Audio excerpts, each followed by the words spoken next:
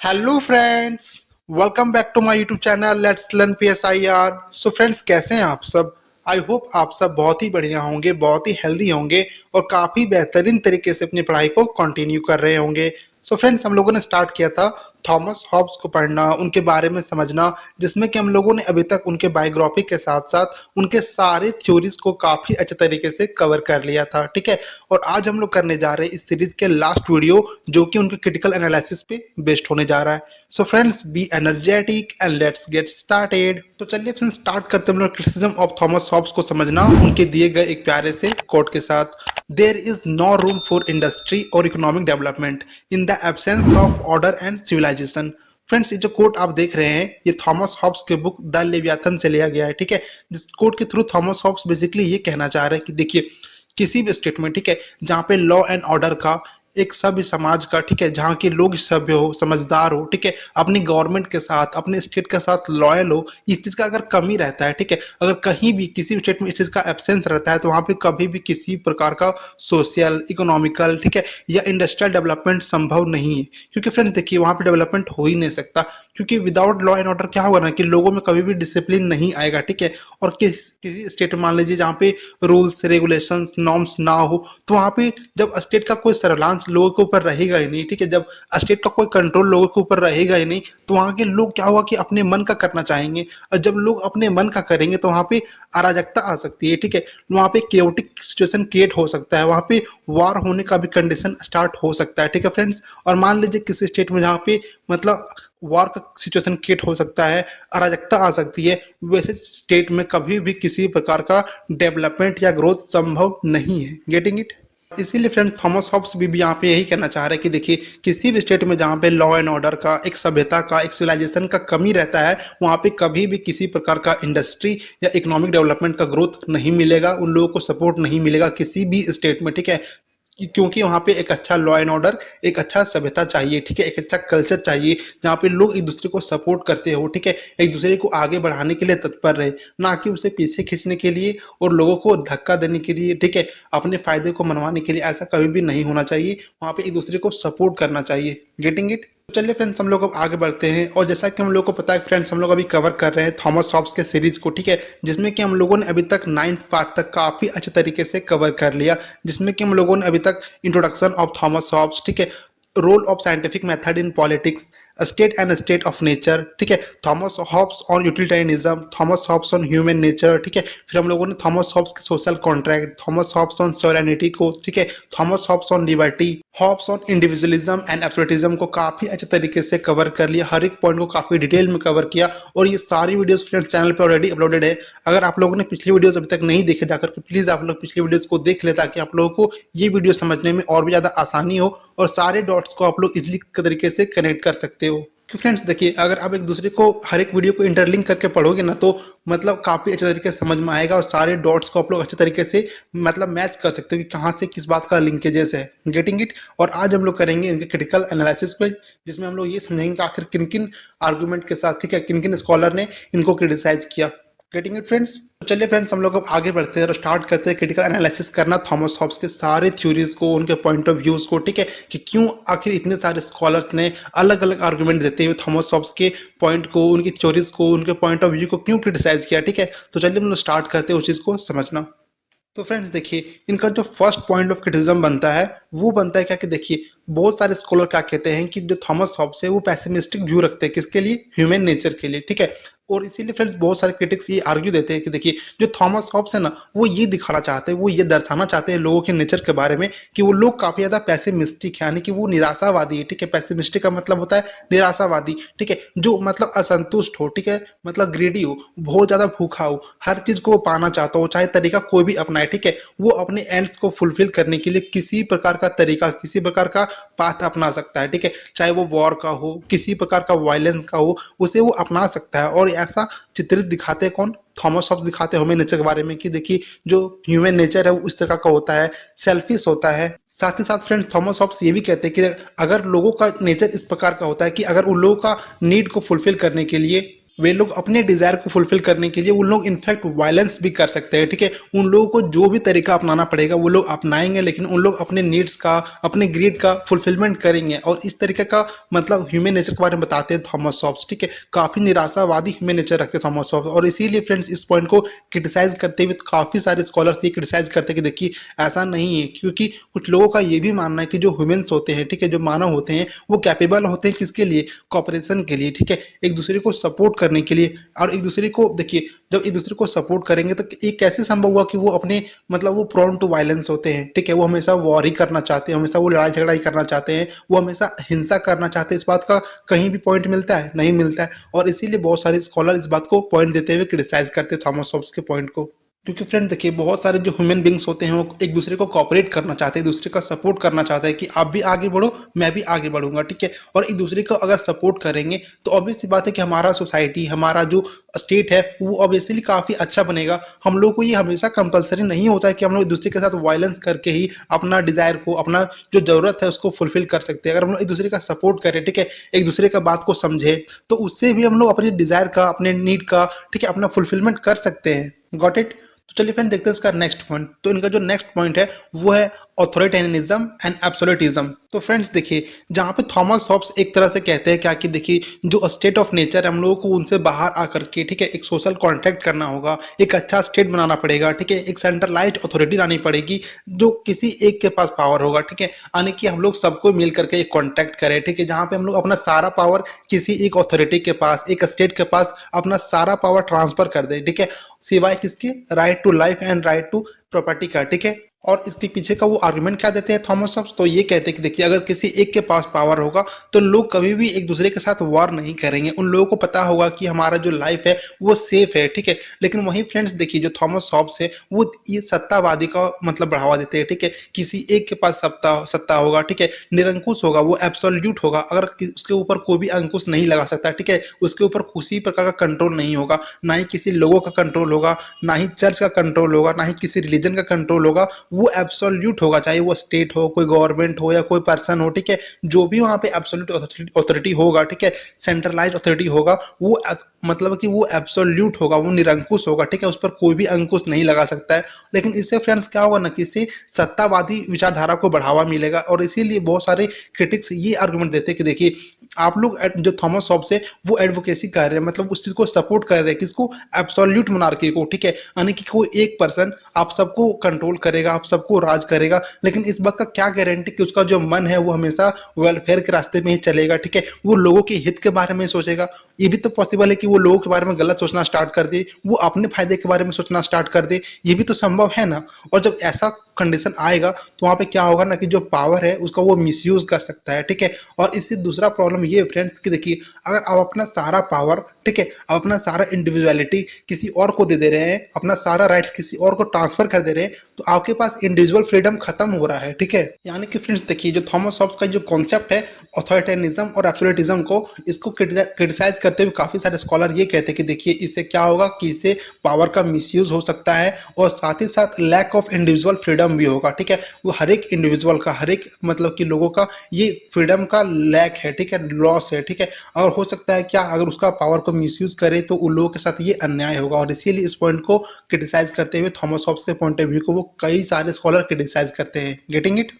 उसके बाद फ्रेंड देखिए, इनका जो थर्ड पॉइंट ऑफ क्रिटिसिज्म बनता है वो बनता है लैक ऑफ हिस्टोरिकल एविडेंस, ठीक है। इसका क्या मतलब हुआ? तो देखिए फ्रेंड्स, जैसा कि थॉमस हॉब्स ये बात का दावा करते हैं कि देखिए, जो स्टेट ऑफ नेचर था वो लोगों के लिए सही नहीं था, वहाँ पे war of all against all चल रहा था, ठीक है, वहाँ पे किसी भी लाइफ का सिक्योरिटी नहीं था। लेकिन वहीं पे बहुत सारे क्रिटिक्स, यानी कि बहुत सारे स्कॉलर ये कहते हुए क्रिटिसाइज करते हैं कि देखिए, आपके पास क्या एविडेंस है, कि क्या मतलब उसका इंपेरिकल एविडेंस है कि वो ऐसा होता ही था, ठीक है, ठीक है, ये तो संभव नहीं है ना। और इसीलिए बहुत सारे स्कॉलर कहते हैं कि नहीं, ये एक हाइपोथेटिकल कंस्ट्रक्ट है, ये काल्पनिक मतलब की कहानी है, ठीक है, कि वहाँ पे मतलब जो प्री सोशल ह्यूमन एग्जिस्टेंस था, जहाँ पे लोग मतलब कि मतलब कोई भी सोसाइटी नहीं था, एक कोई सिविलाइजेशन नहीं था, सभ्यता नहीं थी, लोग वहाँ अपने अकॉर्डिंग काम करते थे, ठीक है। तो ये तो एक काल्पनिक मतलब कहानी है, ठीक है, इसका कोई भी मतलब कि एक ठोस मतलब कि इसका सबूत नहीं है, ठीक है, इसका कोई भी परफेक्ट मतलब प्रूफ नहीं है। तो आप किस बेसिस पे ये कह सकते हैं कि वहाँ के जो लोग थे स्टेट ऑफ नेचर में रहने वाले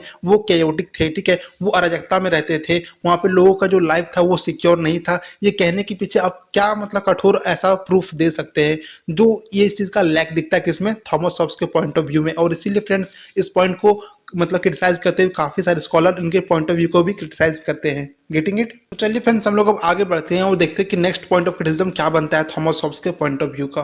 तो फ्रेंड्स देखिए इनका जो नेक्स्ट पॉइंट ऑफ क्रिटिसिज्म बनता है वो है ह्यूमन सोशेबिलिटी, ठीक है। ह्यूमन सोशेबिलिटी का क्या मतलब होता है? तो देखिए जो मानव का अच्छा नेचर होता है, जो गुड नेचर होता है, उस चीज पे मतलब थॉमस हॉब्स के पॉइंट ऑफ व्यू को क्रिटिसाइज किया जाता है, ठीक है। वो किस प्रकार से किया जाता है तो चलिए हम उस चीज को काफी डिटेल में समझते हैं। फ्रेंड्स देखिए जहाँ पे थॉमस हॉब्स एक तरह से कहते हैं कि जो लोगों का नेचर होता है वो सही नहीं होता है, ठीक है, वो लोग सेल्फिश होते हैं, वो लोग प्रोन टू वायलेंस होते हैं। वहीं पे बहुत सारे मतलब जो थिंकर है, स्कॉलर है, वो ये पॉइंट ऑफ आउट मतलब ये पॉइंट आउट करते हुए क्रिटिसाइज करते हैं कि देखिए जो एंथ्रोपोलॉजी है, ठीक है, यानी जो मानव विज्ञान है, जो सोशियोलॉजी है, ठीक है, जो समाज शास्त्र है, वो हम लोगों को ये बताता है कि जो ह्यूमंस है यानी कि जो मानव होता है वो काफी इनहेरेंटली सोशल बींग होता है, ठीक है, वो समाज में रहने के लिए ही होता है, वो लोग काफी ज्यादा सामाजिक होता है। और जो लोग सामाजिक होता है वो लोगों के अंदर ये कैपेबिलिटी होता है, ये एबिलिटी होता है कि वो लोग हर एक कम्युनिटी के साथ, हर एक लोगों के साथ, हर एक इंडिविजुअल के साथ उन लोग कॉपरेट करके रहना चाहता है, ठीक है। उन लोग को पता होता है कि अगर हम लोग एक दूसरे के साथ कॉपरेट करके रहेंगे, ठीक है, तो हम लोग दोनों का आने के हम लोग सबका वेलफेयर एक साथ हो सकता है। और ये कोई ऐसे वैसे लोग नहीं बल्कि ये एंथ्रोपोलॉजी यानी कि जो मानव विज्ञान होता है, जो इतने लंबे समय से मानव के बारे में अध्ययन करता आ रहा है, ठीक है, जो सोशियोलॉजी का सब्जेक्ट होता है, जो समाज शास्त्र होता है, ऐसे सब्जेक्ट का ये एविडेंस है, ये कहना है, जो प्रूफ है, ठीक है, जो काफी ठोस सबूत है, यही माना जाता है कि लोगों का जो नेचर होता है वो काफी इनबिल्ट होता है लोगों को सपोर्ट करने के लिए, ठीक है, एक दूसरे को कॉपरेट करने के लिए। और जब इस तरीके का जब प्रूफ हम लोगों को मिलता है कि जब लोग कोऑपरेटिव होते हैं तो थॉमस आप किस प्रकार से कह सकते हैं कि जो लोग होते हैं वो वायलेंस करना चाहते हैं, वो सेल्फिश होते हैं, ठीक है। और इस चीज को मतलब काफी ज्यादा क्रिटिसाइज करते हुए बहुत सारे स्कॉलर इनको क्रिटिसाइज करते हैं कि नहीं, जो थॉमस हॉब्स का जो आइडिया है solitary of state of nature का, ठीक है, जो स्टेट ऑफ नेचर से बाहर आने का, ठीक है, स्टेट ऑफ नेचर से बाहर आकर के अपना सारा पावर किसी थर्ड पर्सन को दे देने का, इसका कोई भी रेलिवेंस उन लोगों को नहीं दिखता है। क्योंकि बहुत सारे स्कॉलर का ये मानना है कि जो लोग होते हैं, जो मानव होते हैं, वो ऑलरेडी काफी सभ्य होते हैं, गुड नेचर के होते हैं, ठीक है। और इसीलिए इस पॉइंट को क्रिटिसाइज करते हुए बहुत सारे स्कॉलर इनके पॉइंट ऑफ व्यू को भी क्रिटिसाइज करते हैं। Getting it? तो चलिए फ्रेंड्स हम लोग देखते हैं कि इनका जो नेक्स्ट पॉइंट ऑफ क्रिटिसिज्म बनता है वो क्या है, ठीक है। तो वो है इनएडिक्वेट अकाउंट ऑफ कंसेंट। तो फ्रेंड्स देखिए जहाँ पे थॉमस हॉब्स एक तरह से कहते हैं कि जो लोग हैं वो आप अपने बाहर आइए स्टेट ऑफ नेचर से, ठीक है, और अपने सारे पावर को किसी एक इंडिविजुअल को, एक स्टेट को डोनेट कर दीजिए, ठीक है, आप उसको ट्रांसफर कर दीजिए और आपके पास कोई भी पावर नहीं रहेगा सिवाय राइट टू लाइफ का, ठीक है। ये कॉन्सेप्ट किसका है? तो ये थॉमस हॉब्स का है। लेकिन वहीं पे बहुत सारे क्रिटिक्स इसको ये आर्ग्यू करते हुए इस चीज को डिनाई करते हैं कि देखिए थॉमस हॉब्स आपने ये तो कह दिया कि आप लोग सोशल कॉन्टेक्ट करो, ठीक है, आप लोग अपने पावर को दे दो किसी थर्ड पर्सन को, लेकिन क्या आपने कभी उनका कंसेंट जानना चाहा कि जो जो लोग अपना, जो भी इंडिविजुअल जो अपना पावर किसी थर्ड पर्सन को दे रहा है, क्या उनका कंसेंट है, क्या उनका मत है इस चीज में, ठीक है, वो चाह भी रहे हैं कि नहीं चाह रहे, वो आप हर चीज को दबाव डाल रहे हो कि नहीं आप लोग स्टेट में आ गए, एक बार अपना पावर को दे दिए तो आप लोग सिसीड भी नहीं कर सकते, वहां से बाहर भी नहीं निकल सकते हैं। और ये मतलब ये कंपलसरी है कि आपको सोशल कॉन्ट्रैक्ट में आना होगा स्टेट में रहने के लिए, अपना पावर किसी थर्ड पर्सन को देना होगा। आपने उसके ऊपर तो प्रेशर बना दिया, ठीक है, और आप इतने प्रेशर से उसको कह रहे हैं, तो क्या आपने कभी उनका कंसेंट जानने का कोशिश किया कि वो भी चाह रहे हैं या नहीं चाह रहे कि मेरा फ्रीडम जो है वो लॉस हो जाए, हम अपना पावर किसी और को दे दें, ठीक है, किसी और के पास ट्रांसफर कर दें? ये कभी आप लोगों ने उनसे क्वेश्चन किया? और इसी फ्रेंड्स इसी पॉइंट को आर्ग्यू करते हुए बहुत सारे क्रिटिक्स जो होते हैं इनको क्रिटिसाइज करते हैं कि जो लोगों का जो विल है उनके अगेंस्ट जाकर के, ठीक है, उनकी लोगों के कंसेंट से अगेंस्ट जाकर के थॉमस हॉब्स ने इस कॉन्सेप्ट को दिया कि जो सोशल कॉन्ट्रैक्ट है वहाँ पे हर एक इंडिविजुअल आएगा, अपने पावर को किसी थर्ड पर्सन के पास ट्रांसफर करेगा और वो मतलब कोई भी फ्रीडम मतलब उनके पास नहीं होगा, कोई भी इंडिविजुअलिटी नहीं होगा, जो स्टेट कहेगा वो उनकी बात को वो मानेगा। और इसीलिए फ्रेंड्स बहुत सारे थिंकर ये कहते हैं कि ये किसी भी इंडिविजुअल के साथ सही नहीं है कि आप उनके मन के अकॉर्डिंग काम करो, ठीक है, आप उनके विल के अकॉर्डिंग काम करो। अगर वो चाहता है कि नहीं मेरा मतलब अपना जो पावर है किसी थर्ड पर्सन के पास हम दे दें, ठीक है, तो ठीक है, वो अपना मन से दे रहा है तो ठीक है, लेकिन आप जबरदस्ती कह रहे हो, ऊपर से आप कहते हो कि वहां से सिसेड नहीं कर सकते, बाहर नहीं आ सकते, तो ये बहुत ही गलत है। और इसी बात को क्रिटिसाइज करते हुए बहुत सारे स्कॉलर इनके पॉइंट ऑफ व्यू को क्रिटिसाइज करते हैं। Getting it? उसके बाद फ्रेंड्स इनका जो नेक्स्ट पॉइंट ऑफ क्रिटिसिज्म बनता है वो बनता है ignorance of cultural and historical diversity. ठीक है, इसका क्या मतलब हुआ? तो देखिए फ्रेंड्स, बहुत सारे जो थिंकर हैं इनको ये बोलते हुए क्रिटिसाइज करते हैं, आर्गुमेंट देते हुए कि देखिए जो थॉमस हॉब्स का थ्योरी है ना वो काफी ज्यादा यूरोसेंट्रिक है। कहने का मतलब क्या हुआ, वो जितने डायमेंशन में अपने आप को देख रहे थे, ठीक है, मतलब जितना ज्यादा वो यूरोप में देख रहे थे कि वहाँ पे रेनेसा पीरियड आ रहा है, लोग वायलेंटिक हो रहे हैं, वायलेंस को अपना रहे हैं, ठीक है, वहाँ पे अराजकता आ रही है, वो सारा कॉन्सेप्ट अपना यूरोसेंट्रिक रखे। ठीक है, मतलब क्या हुआ कि जितना वो अपने आसपास देखे वो उतना के बारे में ही बात कर रहे हैं। ठीक है, उन्होंने कभी भी वहां से बाहर जाकर के थोड़ा डाइवर्स वे में नहीं सोचा कि देखिए बाहर में क्या हो रहा है, वहां का कल्चर क्या है, ठीक है, वहां का हिस्टोरिकल कंसेंट क्या कहता है आपका। ठीक है, मान लीजिए आप किसी पीरियड में हुए, ठीक है, आपसे पहले का वहां पे क्या कंडीशन था, क्या उस समय कुछ अच्छी चीजें वहां पे थी और खत्म हुई तो कैसे खत्म हो गई, और हम लोग अच्छा कर सकते हैं तो कैसे अच्छा कर सकते हैं। ठीक है, मान लीजिए यहाँ पे हम लोग के पास अच्छा नहीं है तो हम लोग क्या किसी बाहर से कुछ सीख सकते हैं कि हम लोग कैसे अच्छा बना सकते हैं। कि देखिए फ्रेंड्स, एग्जांपल के तौर पे समझिए, इंडिया में क्या था, जब हमारा संविधान निर्माण हो रहा था तो हमारे पास उतनी ज्यादा नॉलेज नहीं थी। ठीक है, तो हम लोगों ने क्या किया कि मतलब कि दुनिया भर में जितने भी संविधान है उसमें से जो हम लोगों को अच्छा लगा, ठीक है, जो हमारे भारत के स्वरूप अच्छा लगा, जो भारत भारत में मतलब कि सही काम कर सकता था, हम लोगों ने उस चीज को पिक आउट किया। ठीक है, और दूसरे के संविधान से हम लोगों ने अपने संविधान में डाला ताकि हमारा संविधान और भी ज्यादा मजबूत हो सके। तो ये क्या दिखाता है, ये दिखाता है कि नहीं, हम लोग का जो थिंकिंग है, ठीक है, हम लोग का जो सोच है वो काफी ज्यादा डाइवर्स है। ठीक है, हम लोग बाकी सारे लोगों का भी कल्चर का रिस्पेक्ट करते हैं, बाकी सारे लोगों का हिस्ट्री का भी रिस्पेक्ट करते हैं, और जो हम लोगों को अच्छा लगा हम लोग लेकर के आए। ठीक है, लेकिन वहीं पे यहाँ पे बहुत सारे स्कॉलर ये कहते हैं कि थॉमस हॉब्स यहाँ पे फेल हो गए अपने थ्योरी में। ठीक है, फेल्स क्या, फेल्स टू कैप्चर लोगों का डाइवर्सिटी के बारे में, वहाँ के कल्चर के बारे में, अपने हिस्ट्री को जानने के बारे में थॉमस हॉब्स वहाँ पे फेल हो गए। और इसीलिए फ्रेंड्स बहुत सारे स्कॉलर इनको क्रिटिसाइज करते हैं कि उन्होंने बहुत जो कल्चर है वहाँ का, बहुत सा जो हिस्ट्रिकल डाइवर्सिटी है उनको थॉमस हॉब्स ने इग्नोर कर दिया, अपने थ्योरी में उन लोगों को जगह बिल्कुल भी नहीं दिया। Getting it? उसके बाद फ्रेंड्स इनका जो नेक्स्ट पॉइंट ऑफ क्रिटिसिज्म बनता है वो होता है limited role for civil society. ठीक है, कहने का मतलब क्या हुआ, जो थॉमस हॉब्स का जितने भी थ्योरीज है उसमें जो सिविल सोसाइटी होता है उनका जो रोल दिया गया ना बहुत ही कम दिया गया, बहुत ही लिमिटेड दिया गया है। ठीक है, क्योंकि देखिए बहुत सारे थिंकर ये कहते हुए क्रिटिसाइज करते हैं, आर्गुमेंट देते हुए कि जो थॉमस हॉब्स का जितने भी थ्योरीज है, ठीक है, वो कहीं ना कहीं एक पावरफुल स्टेट का, एक एब्सोल्यूट स्टेट बनाने में वो लगे हुए हैं। ठीक है, उनका सारा कॉन्सेप्ट, सारा ध्यान उनका कहीं ना कहीं पावरफुल स्टेट बनाने की ओर जा रहा है। ठीक है, वो एक एब्सोल्यूट स्टेट चाहते हैं, ठीक है, जिनके पास सारा पावर हो, उनके ऊपर कोई भी मतलब कि ओवर पावर ना हो। ठीक है, मतलब कहने का मतलब क्या हुआ, उनके ऊपर किसी प्रकार का पावर ना हो। कहने का मतलब क्या हुआ, देखिए ना उनके ऊपर चर्च ओवर रूल कर सकता है, ना ही कोई पर्सन ओवर रूल कर सकता है, यानी कि वो एब्सोल्यूट होगा, उनके ऊपर कोई भी अंकुश नहीं लगाया जा सकता है, वो निरंकुश होगा। इसीलिए फ्रेंड्स बहुत सारे थिंकर ये कहते हैं कि देखिए थॉमस हॉब्स, जितना आपने ध्यान दिया इस चीज पे कि आप लोग कैसे स्टेट को पावरफुल बना सकते हो, एब्सोल्यूट बना सकते हो, ठीक है, ऑथोरिटेटिव बना सकते हो, उससे अच्छा अगर आप लोगों ने positive role of civil society पे ध्यान दिया होता कि कैसे हम लोग अपने समाज में एक ऐसा कल्चर लाएं, एक ऐसा ट्रेडिशन लाएं, ठीक है, जो हम लोग अपने आप में एक अच्छा लॉ एंड ऑर्डर को मेंटेन कर सके, ठीक है, एक जस्टिस ला सके, जस्टिस को मेंटेन कर सके, कहाँ पे, अपने ही स्टेट में, ठीक है, with in the state, among the state, ठीक है, हम लोग अपने आप में ही ऐसा मेंटेन कर सके। लेकिन आपने तो सिर्फ और सिर्फ एक पावरफुल स्टेट बनाने में ही अपना ध्यान दे दिया। ठीक है, और इसीलिए वहाँ पे सिविल सोसाइटी का जो लिमिटेशन है, ठीक है, उनको लिमिट किया गया, उनके जो रोल है उनका लिमिट किया गया। और इसीलिए फ्रेंड्स इस पॉइंट को मतलब पॉइंट ऑफ क्रिटिसिज्म बनाते हुए बहुत सारे थिंकर इनके पॉइंट ऑफ व्यू को क्रिटिसाइज करते कि आप लोगों ने सिविल सोसाइटी को उतना महत्व नहीं दिया जितना वो डिजर्व करते थे। Getting it? तो चलिए फ्रेंड्स हम लोग अब आगे बढ़ते हैं और देखते हैं कि इनका नेक्स्ट पॉइंट ऑफ क्रिटिसिज्म क्या बनता है। ठीक है, तो देखिए फ्रेंड्स इनका जो नेक्स्ट पॉइंट ऑफ क्रिटिसिज्म बनता है वो बनता है over emphasis on fear as a motivator. कहने का मतलब क्या हुआ, थॉमस हॉब्स ने अपने सारी थ्योरीज में जो है ना वो डर को बनाया मोटिवेट का जरिया। ठीक है, कि लोगों के अंदर डर रहेगा तो वो लोग अच्छा काम करेगा। ठीक है, वो क्या कहते हैं, वो लोग सोशल कॉन्टेक्ट करना चाह रहे हैं, क्यों, क्योंकि उन लोगों को डर है कि उनका जो प्रॉपर्टी है वो छीन ना जाए, उन लोग का जो लाइफ है वो छीन ना जाए। ठीक है, वो लोग स्टेट से मतलब स्टेट ऑफ नेचर से बाहर आने के लिए बोल रहे हैं, क्यों, क्योंकि वहां पे राइट टू लाइफ का डर है। कहने का मतलब क्या हुआ कि उन्होंने डर का इतना ज्यादा इंपॉर्टेंस बता दिया कि लोग डर को ही अपना मोटिवेशन का जरिया बनने लगे। ठीक है, और लोग डर की वजह से ही मोटिवेट होकर के सारा काम करने लग गए। और इसीलिए फ्रेंड्स इस बात को काफी ज्यादा क्रिटिसाइज किया गया बहुत सारे स्कॉलर के द्वारा। इसलिए फ्रेंड्स हम लोगों को यहाँ दिखता है कि देखिए Hobbes argue that fear of violent death is the primary motivator for individual to seek order in society. कहने का मतलब क्या हुआ, जो थॉमस हॉब्स है वो उतना ज्यादा वो मतलब इस चीज को बढ़ावा दे रहे हैं कि देखिए जो डर है ना, वो डर कोई मोटिवेशन का जरिया बना रहे हैं हर एक इंडिविजुअल का, क्योंकि वो सोसाइटी में अच्छे तरीके से रह सकता है। वो स्टेट में रह रहा है तो किसके लिए, डर की वजह से, ठीक है। वो कोई गलत काम नहीं कर रहा किसकी वजह से, डर की वजह से। तो कहने का मतलब क्या, उन्होंने काफी डर को बढ़ावा दिया है।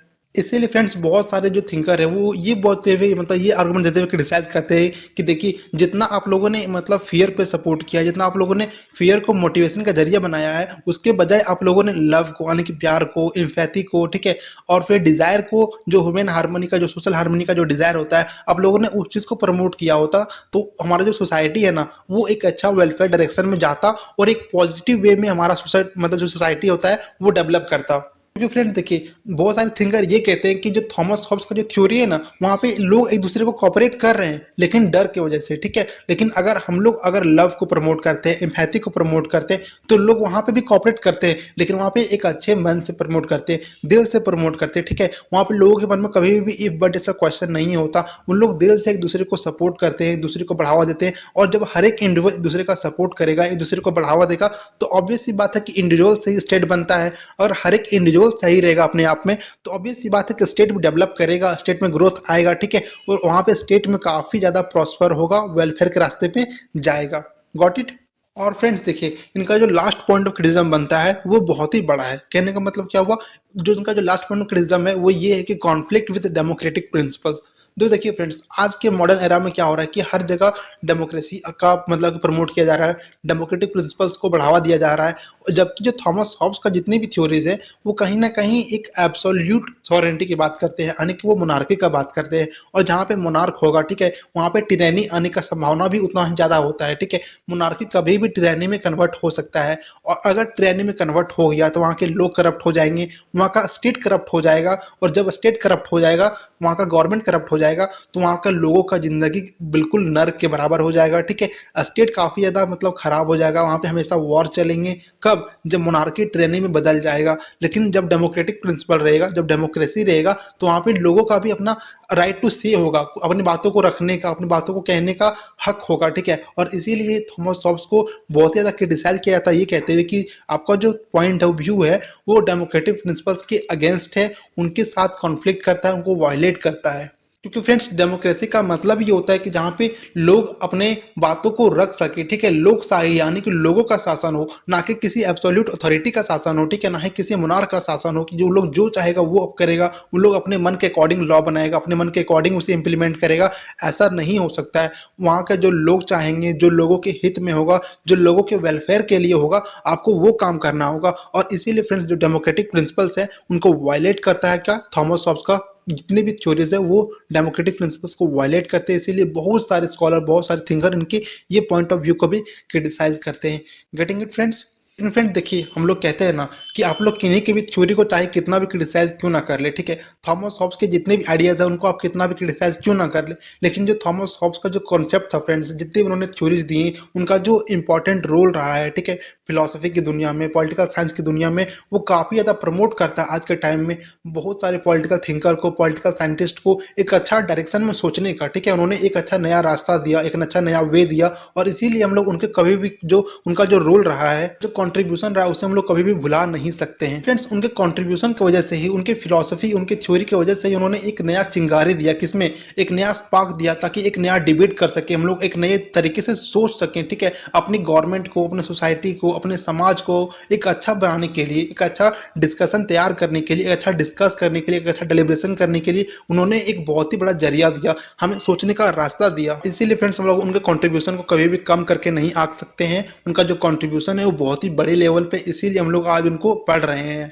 फ्रेंड्स आज हम लोगों ने समझा कि थॉमस हॉब्स के जितने भी थ्योरीज थे उनमें क्या क्या लूफोल्स रह गए थे, ठीक है, क्या क्या ड्रॉबैक्स रह गए थे, और उनको पॉइंट ऑफ क्रिटिसिज्म बनाते हुए कई सारे थिंकर ने किस प्रकार से उनको क्रिटिसाइज किया, अपना अलग अलग आर्गुमेंट देते हुए कि लोग जो थॉमस हॉब्स का थ्योरी है वो कहाँ कहाँ लैक कर रहा है, ठीक है। लेकिन फ्रेंड्स देखिए ये सबके साथ होता है, अगर आप में कुछ अच्छाइयाँ हैं तो आप में कुछ बुराइयाँ भी रहेंगी, ठीक है, ये स्वाभाविक होता है, ये नेचुरल होता है। भी इंसान अगर पूरी तरह से परफेक्ट है तो कभी भी इंसान हो ही नहीं सकता, वो सुपर ह्यूमन ही होगा, ठीक है। जो पूरी तरीके से एकदम सारा बात उसका सच होगा, होगा। इसीलिए कमी सब में होती है, लेकिन उनका जो पॉजिटिव पॉइंट है हम लोगों को उनमें उनको पकड़ करके उनको पिक आउट करके हम लोगों को खुद में आगे बढ़ना चाहिए, खुद में प्रोग्रेस करते रहना चाहिए। आई होप फ्रेंड्स आपको आज का ये वीडियो काफी पसंद आया होगा, ठीक है। इनफैक्ट आपको पूरा ये सीरीज काफी पसंद आया होगा। लोगों ने थॉमस हॉब्स के सारे कॉन्सेप्ट को, सारे थ्योरी को काफी डिटेल में कवर करने की कोशिश किया, बट स्टिल फ्रेंड्स आपके मन में थोड़ा सा भी डाउट रह गया होगा, तो आप लोग प्लीज कमेंट में अपने क्वेश्चंस को टाइप करके पूछ सकते हैं। मैं उनका सॉल्यूशन आप लोगों को प्रोवाइड करवा दूंगा। और आप लोगों के मन में किसी प्रकार का क्वेश्चन से रिलेटेड, ठीक है,